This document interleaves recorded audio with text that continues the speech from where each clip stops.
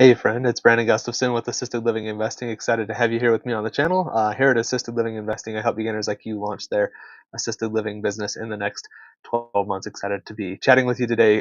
For our topic for our live today, we're going to be getting into how to start an assisted living home for veterans. I see this question by people all the time, and I think it's a very valid thing to be asking because there are some complexities that I want you to be aware of. Working with the VA can be a little bit more confusing than working with other other places. So we're going to be getting into that in today's video. Let me hop in here and add my screen. While we're doing this, I want to remind you to get over to the website and go grab the free business plan checklist. You can go to assistedlivinginvesting.net /BP checklist and get access to that free business plan checklist to help you out along the way in getting things up and running, getting your facility ready to go, and building that business foundation, which is such an important part of what you're trying to do as you are launching that assisted living business. And it's really a key component. So I want to remind you, go grab that free resource. Again, that's assistedlivinginvesting.net /BP checklist. And with that said, I think we got this on the Facebook now. So I'm gonna flip my screen around. It's always fun to try to get that in there. All right. So a little bit of background on me, so you know who you're talking to, is why I'm qualified to talk with you a little bit about how to set up a home for veterans. I've got a background in healthcare. I've been in the healthcare industry now for over a decade. Have a lot of experience in there, largely with nonprofit organizations, with large healthcare payers as well, and kind of understand that process. I have a master's in healthcare administration, so I've been in this industry for a long time. I also own two assisted living facilities and operate those out of state. So I live in Utah and operate one of my facilities is in Colorado, and the other one is in Idaho. So I operate those remotely, and through that process have been able to secure also just 1.5 million in SBA funding. And so I understand that process, what it's like to kind of go through the funding process. We've done over 1.2 million in grant funding as well for our facilities, to make improvements and get extra technology and things like that for our businesses. So I have a lot of experience just in the industry, how to navigate things. If you are new here, would love it if you could type in newbie down below as well. That's always great to see all the new people. And then for those of you that are on the live, there will be time for some Q&A here at the end of the presentation or the end of the video. So make sure you're typing in those videos, typing in those questions as we go along, and I will get to those here as well. So sorry, I'm a little bit flustered. Today, I was able to go to one of the people in the mastermind program. I went to a house that they have. They're local to me here in Utah. So we went and walked that property to look at turning it into an assisted living home. And it was a lot of fun. But I'm just like a little bit flustered because of that. My schedule's all different. If you're interested in applying to the mastermind program, you can do that at alimastermind.com. Would love to see if I can help you out. Just free application process. Lets me see if I can help you out. And if I can, then I will give you all the details and you can determine if it's a good fit for you. So go ahead and do that at alimastermind.com. Now let's get into the topic here for the video today. First off, I want to just a little bit of background here on the veteran population, and want to thank all of those that are veterans that are watching this, or for those of you who have family members, like just incredible people. I'm not a veteran myself, but have immense respect for our veterans. Have gone to school with them, and a lot of what's going on in the VA health system, and some of the lack of benefits and the lack of things that it has that can really benefit people as they're trying to get the healthcare that they need. And as sad as it is, it's something that we really need to be aware of, so that we can help that population. So that population is largely aging as well, which is something. I mean, the population in general is aging, but the veteran population is also aging. There's a big need for that. A lot of the care that you're going to be administering to veterans are going to be mobility issues as they're aging, but also mental health support, PTSD, or resulting other types of diagnoses that fall into that from the things that they've been asked to do. My home in Colorado, we actually deal with mental health. We're a mental health home.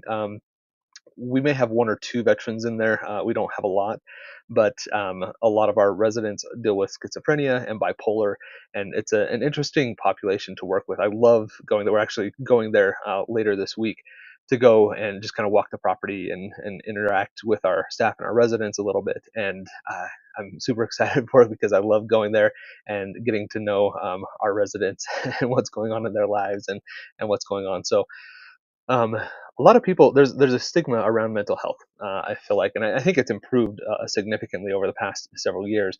But it's something that I want you to be aware of, that you can serve that population and have a huge impact on that group of people, and they need it just as much as those that are aging, the elderly population. And sometimes there's overlap there, but it's really important for us to serve that population, whether they're veterans or not, to provide them with some of the resources and the care that they need is going to really benefit them and benefit you as well.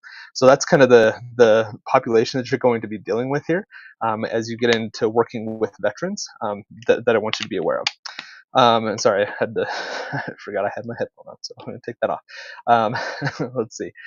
Now, I want to talk a little bit about the VA benefits that exist that are applicable to assisted living. There's two main benefits here, and I don't know all of the intricacies of it.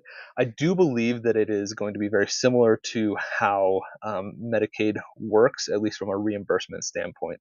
There's going to be a VA benefit, and then there will also be like a Social Security benefit that the veteran would receive, and then you collect on a portion of that. Though I don't have practical experience with it, so I don't know that for sure. Medicaid, you certainly can do that. The VA, a little unclear, a little fuzzy for me.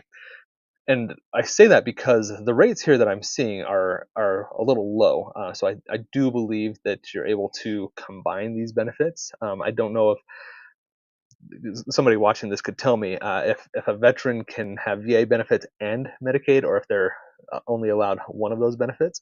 I would be really interested in seeing that, because that could also adjust things as you're providing care. So if anybody knows that in the comments, please comment that down below. That would be really helpful.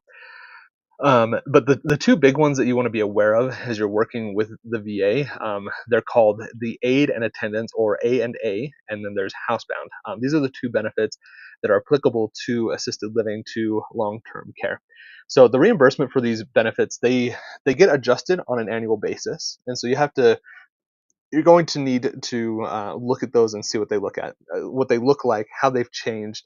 They they have a track record of going up. So as a business owner, this benefits you. Um, excuse me.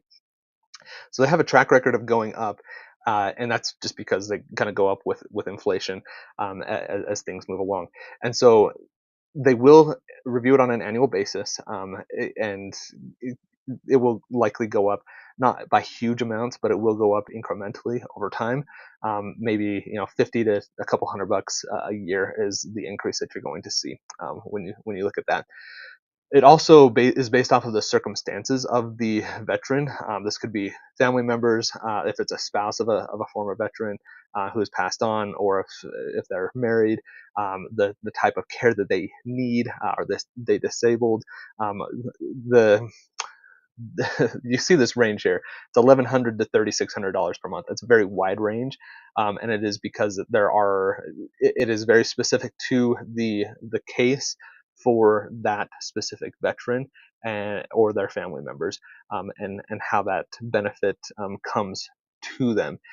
So that's what it is. And then the A benefit, if they qualify for it, has a higher reimbursement rate than the housebound. The housebound one is lower, and so it just kind of depends.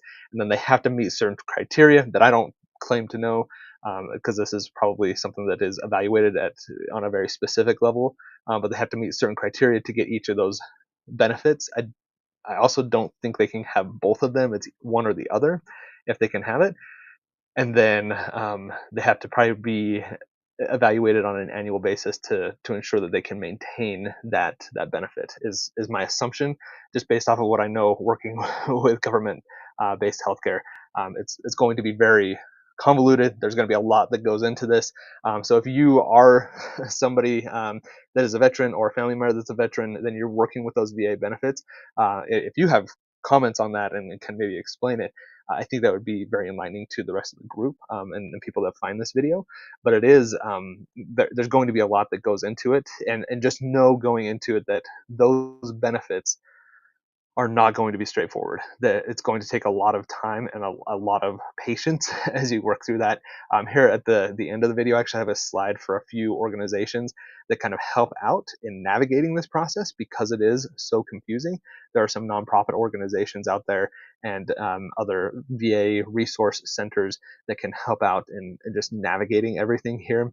It can be complex, and you as a provider don't necessarily need to understand everything, but the more that you understand this information, the better off you're going to be, because then you can speak intelligently to it and even help navigate some of those conversations with those organizations that are helping to describe what the benefits are. So that's something that I just want you to kind of be aware of as you get into this, and see, just kind of get a good understanding of exactly what you're working with there. Um, okay, let's get on to the next one. So, and I see there's a handful of questions in here. I just want to make sure I'm not missing anything. Okay, yeah, so we'll get to the questions there at the end. Now let's talk about eligibility criteria for those veterans, and I mentioned this a little bit in the last slide. But there's a few different criteria that are going to allow them to receive this VA benefit for the A&A or the housebound. And those are going to be contingent on service history, disability rating, income level, like how much they're making today, the need for daily assistance, or mobility limitations. So this is, they will do an evaluation to see exactly how much care is needed. So that's a piece of this. And then each state is also going to have potentially different guidelines. While the VA is a federally run thing, my understanding is the administration of these VA benefits, they trickle down to the states, and they each have their own ability to make little changes to it. So to just like further convolute things, we're throwing in different states that have different regulations and how they handle things. So that's something you also want to be aware of. So there's a lot, as you can see there, that goes into this. And as I mentioned before, they're going to want to look at this on a regular basis. I would say at least annually. In my experience, working with these types of programs, they'll want to evaluate that and make sure that you still qualify for the benefit. Which means if a veteran had significant improvement in their health over a period of time, which could, possibly happen, that they would lose that benefit. I would say it's not likely, but if they just had something happen where they got a lot better, and their mobility improved significantly, and they didn't need assisted living, they would lose whatever benefit that they had, and then they wouldn't be able to do that, and they wouldn't be able to have them in your home, at least for a receiving funds from the VA. Hopefully that made sense. Makes sense in my mind. Hopefully it made sense to you. um, all right. Now let's talk about setting up your home for a veteran assisted living. And I would say a lot of this it's going to follow many of the standards for a typical assisted living home. I don't think you're going to have to go too overboard. You do have to meet those local standards, so it does need to at least be that, but you also have to meet these VA standards. And this is going to include accessibility and safety standards. There's a group out there. It's called the Veteran Community Living Centers, and they're great models for you to understand what those VA standards are.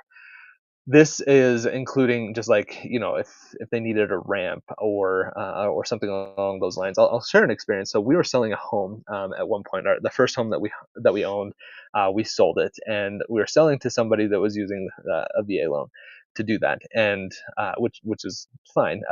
But what it did for me as a seller is, the appraisal process and how that worked was detrimental to me as the seller. It was beneficial to the person who bought it, but because some of the property was underneath the ground, they counted square footage differently based off the year it was built, and so the valuation of our home was lower because the person with a VA loan was purchasing it.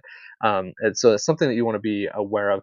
There are different standards, and I just use that as an example, not to say that I know all of the standards that are required for assisted living in a veteran's home. It's just they will be different and more more heavily regulated than just a typical assisted living home. So that's something that you want to be aware of, is if you want to have your home be specific or want to cater to veterans, then you're going to want to go and work with somebody like a veteran community living center, understand what the VA standards are that they have to adhere to, and then make sure that you then know what that means for you in your home. Do you need other specific things that are for veterans, that meet the standards of the VA? There's just an extra level of vetting, just an extra level of a barrier to entry that you've got to jump over if you want to get in and serve this population. I would say it's not. I don't know the specifics. I would say it's not so detrimental that you shouldn't do it.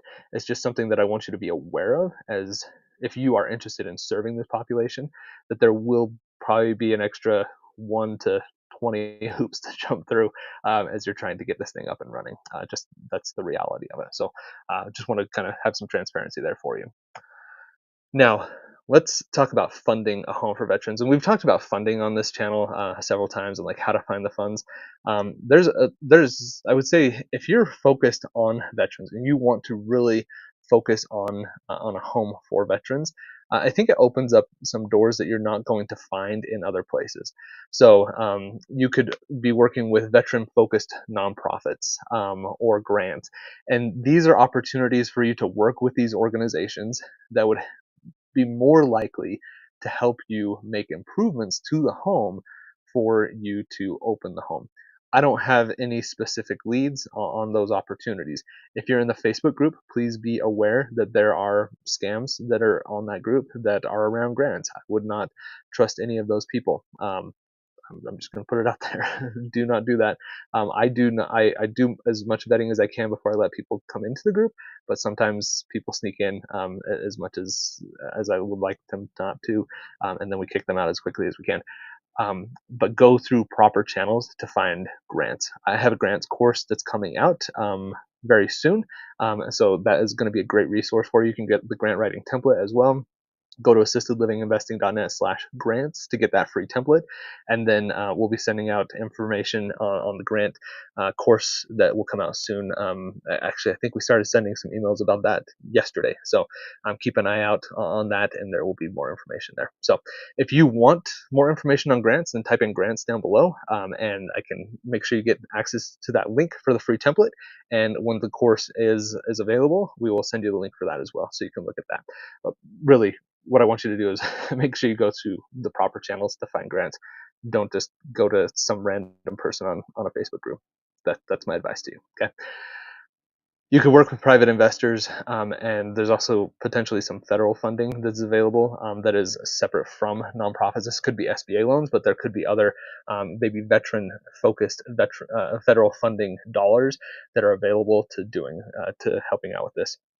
Really, what you want to do if you're working with a home that is specific to or caters to veterans, in your business plan. So grab that business plan checklist, assistedlivinginvesting.net/BP checklist. It's on the ticker down below.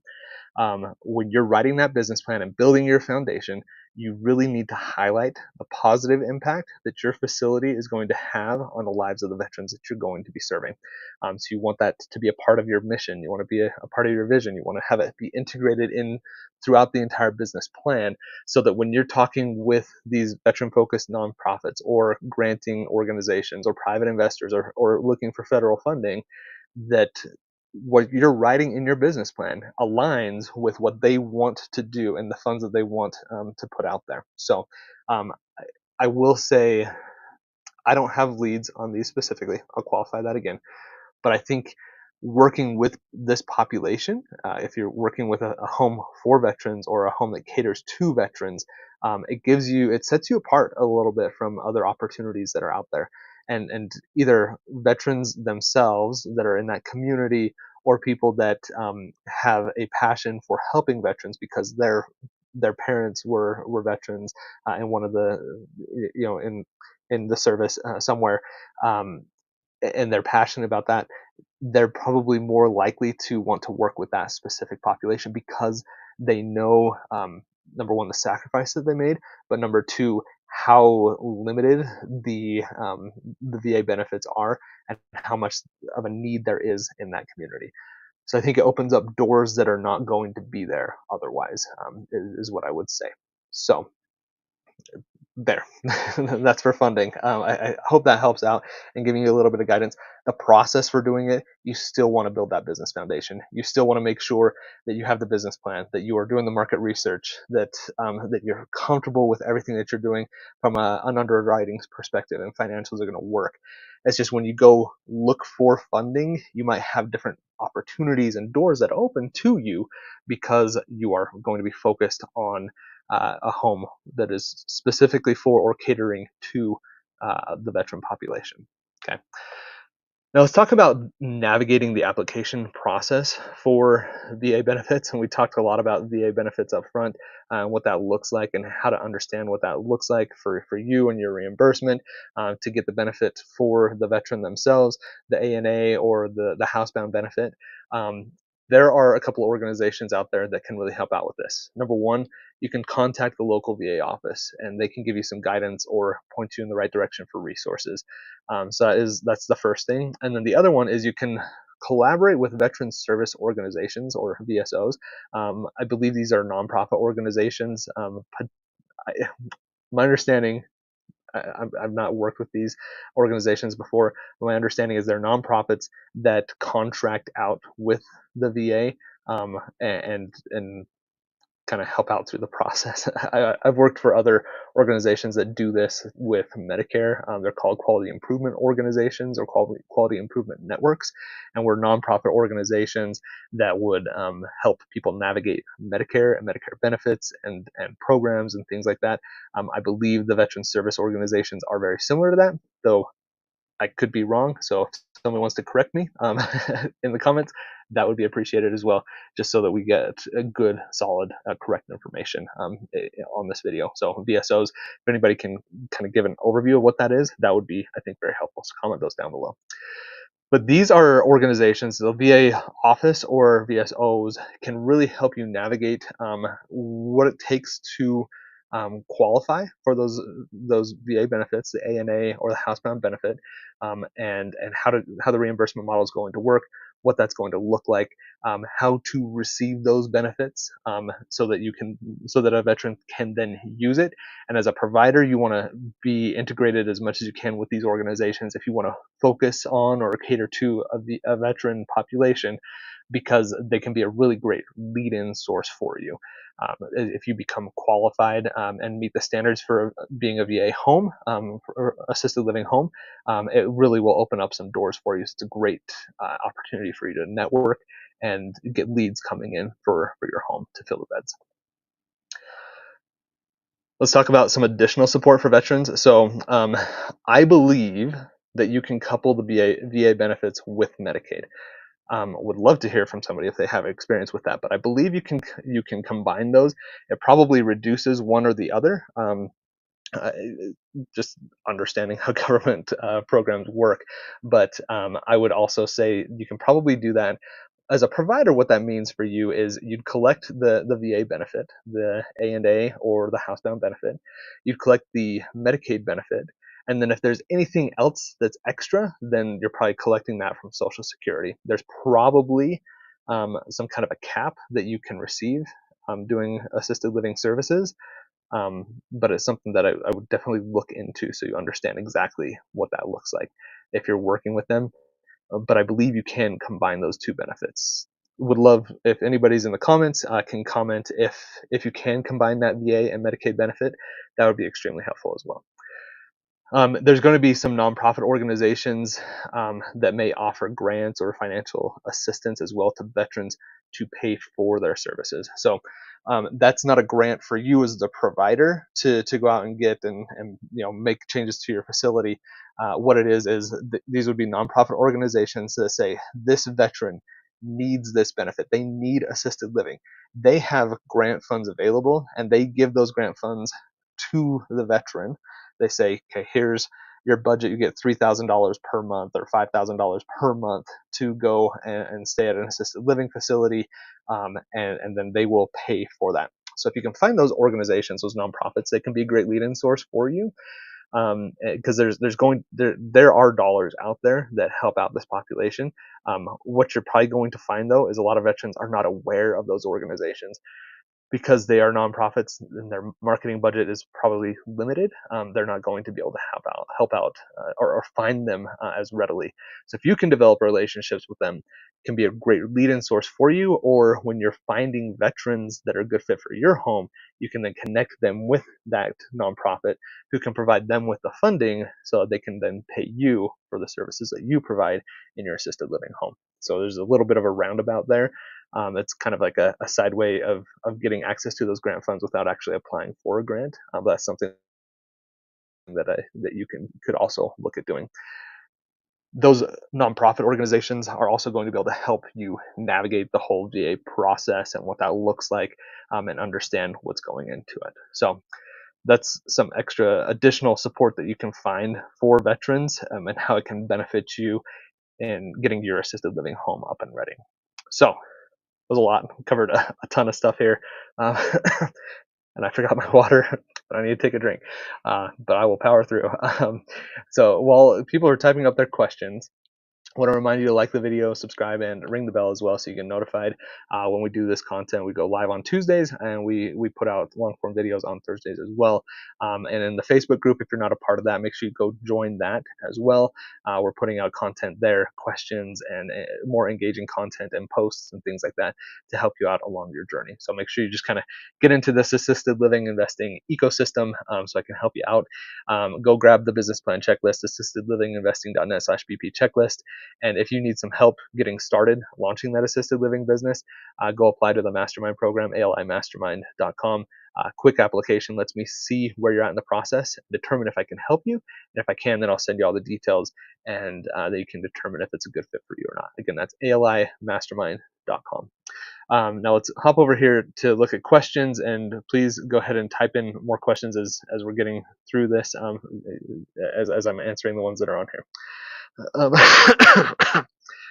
I'm sorry if you're listening. I'm coughing in your ear. I really apologize and appreciate you watching.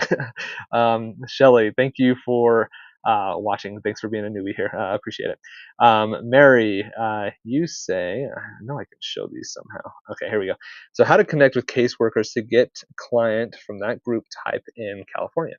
So I would say, if you can find those VSOs, those veteran service organizations, or even just talking to the local VA office in California. And California might be different. It would not surprise me if they have different offices throughout the state, because it seems like a California thing to do, frankly. So I would go and reach out to the VA office, or offices in the state, and reach out to them, like I was mentioning on that slide. Those are probably going to be your best bets for how to get in contact with the correct caseworkers. You could work with Medicaid caseworkers as well and have conversations with them, to see if, number one, they have veterans that they serve, or number two, if they can introduce you to the caseworkers that work specifically with veterans. So that's another way for you to kind of get started on that. How to connect with those caseworkers that are going to be working with the veteran population, really in any state, but that's how I would go about it in California. So I would Google, VA office in California, get contact info there, and reach out to them, or VSO, veteran service organizations in California, and see what comes up from that Google search, and then start the process there. I think those are going to be your best places to start. And then if you have any interaction with Medicaid caseworkers, that would be the third one, is to go through that process. Okay. Shelly, would you advise having a home solely specializing in veteran housing, or is this something that you offer in the ALF along with other personal Medicaid payments? I'm sorry. Let's see. I would say It's a really good question. I I personally like the idea of mixing things around. I think it works.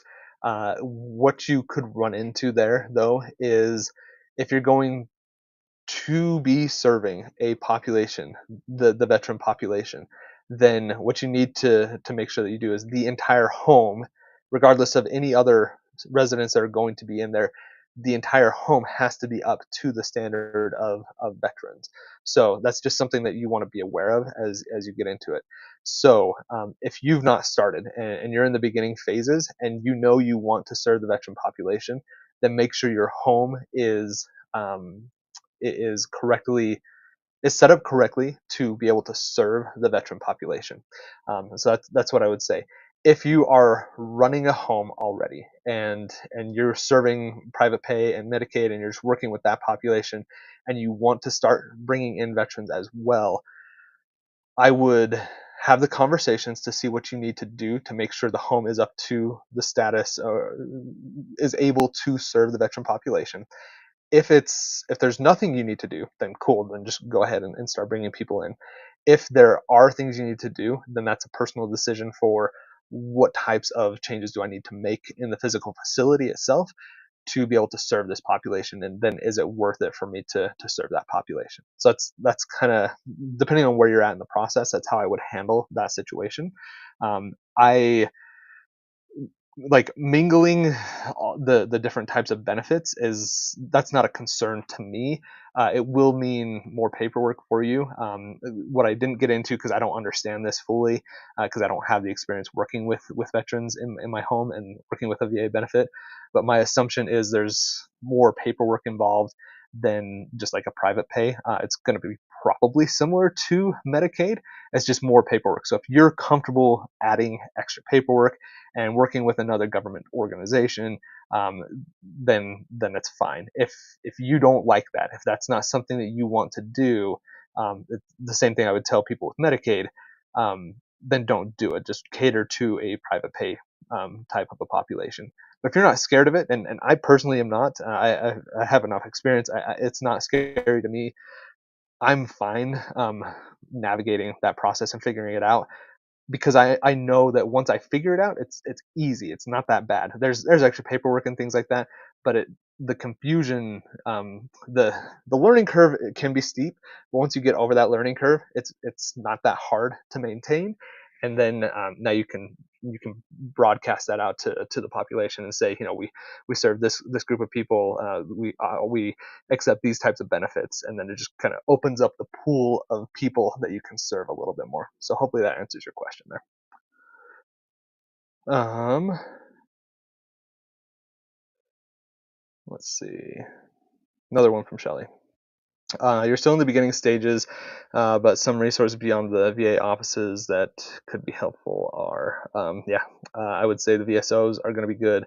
I would try to work with, I really think if you worked with some Medicaid caseworkers, and ask them for references to VA organizations, I think that would be good. I would even search like, excuse me, like local nonprofits that focus on VA benefits. I think that would be a really good resource for you as well, whether that's a VSO or something else. I think those are going to be really good spots for you to work out, and kind of navigate the process and navigate exactly what that's going to look like for you. So that's where I would probably focus my time. Um, let's see. Let me try it. There we go. I think I got it right.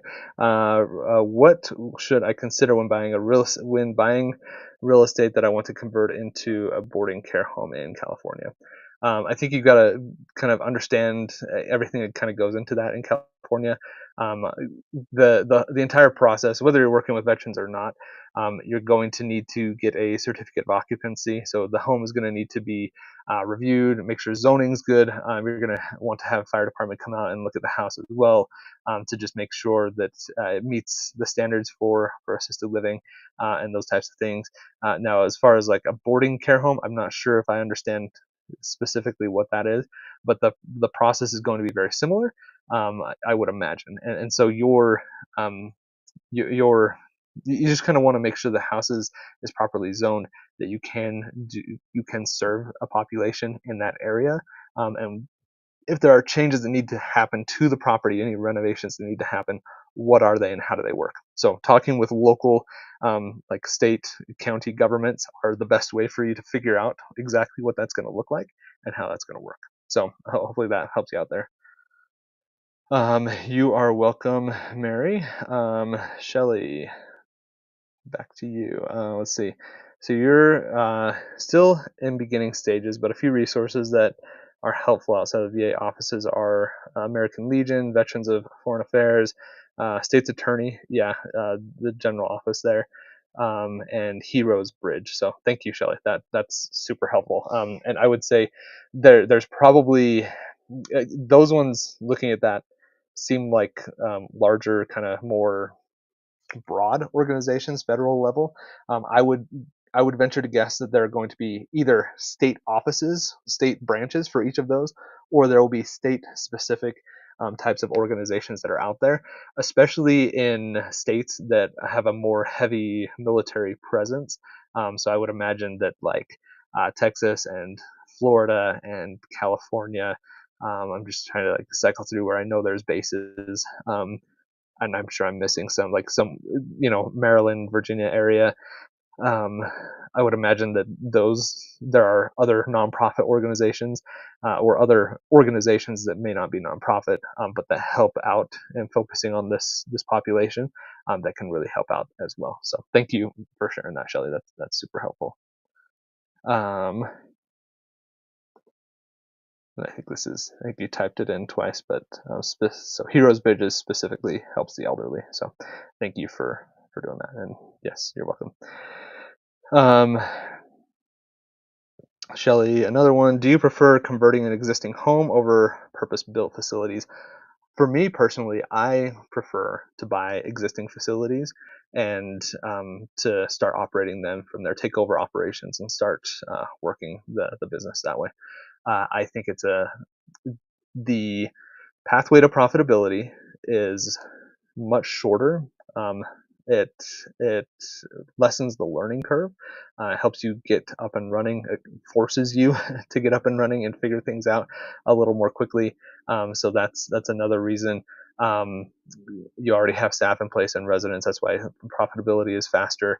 Now, if you want to buy or build a home and turn it into assisted living, the advantage there is you can get it to be exactly what you want it to be, and really cater to that. So, whereas if you buy an existing facility, it's just like buying an existing home where you're going to live. You buy somebody else's home that's already been built, then you're kind of stuck with that. But if you build something new, you can add in, oh, I want the option where I have the room over here and I want the garage over there and I actually want a 3-car garage. Like you can add some of those extra options. Whereas you buy that existing home, you're kind of stuck with it. You can make some changes, but it's just kind of over time. So this is kind of the pros and cons. But I personally prefer to buy existing businesses and take over operations for them. That's what I have done, and that's what I suggest to people. But you can do whatever you want in your scenario. Alrighty. Oh my gosh, I am blanking on your name. Man, I feel horrible. I can't remember your name. Lon, right? It's Lon. VA credentials and billing process. Uh, yeah. Let's see. So the VA credentials and the billing process, because I don't have veterans in my homes, I don't know those specifically. My assumption is the veteran does a lot of the legwork on it. They get the benefit. They go through the process to get the benefit. So let's say they have the ANA or the homebound benefit. They they then communicate that to you as a provider, um, and either you contract with the VA to get reimbursed, or more likely, you show proof, and this could be through like a bill or something like that, that you send to them, an invoice that you send to the resident, who then takes it to the VA, who then pays it out to you, because this is a government organization, and that's it would not surprise me if it's that if it's that type of a process. So it's one of those two ways, but my assumption is the resident is going to be doing a lot of the groundwork to get the VA benefit. It's very similar to Medicaid, where the resident is in charge of getting their Medicaid benefit and maintaining that. And as a provider, you want to be aware of that, and if there's any recertification dates or things like that, so you can prompt them to make sure that it doesn't lapse, because then they don't have the benefit and they have to recertify and from the beginning, and that's a big process you don't want to deal with. But a lot of this is going to fall on the resident themselves to get and maintain the benefit, and then you kind of help them and prompt them all along the process. The billing, I'm not sure, as I mentioned, it could be that you contract directly with them and bill directly to the VA, or you invoice the resident who takes it. They get a check, they bring it to you, and then you get paid. Or they just get that benefit on a monthly basis, and then they give that check over to you. I don't know exactly how that works, but really good question there, Lon. Alrighty. So thanks everybody for watching. Those are some really good questions. I love it when we have some good interaction in here. I want to thank everybody for watching and the questions and participating. And hope this has been helpful. Yeah, I want to remind you as well, go grab that business plan checklist, assistedlivinginvesting.net/BP checklist. That should be able to help you out there as well. And yeah, thanks, Lon. I appreciate that. And if you're interested in the mastermind program, go apply to that, alimastermind.com. Does residential assisted living sound interesting to you, but you're not sure how to get started? At assistedlivinginvesting.net, I'm here to help beginners like you launch their assisted living business in the next 12 months. Love coaching people and helping you, and I want to remind you that it doesn't take a lot, just a little bit. Just keep going step by step by step, and I promise you that if you do and you're consistent and persistent, you're going to be successful. Thanks for watching, and have a great day.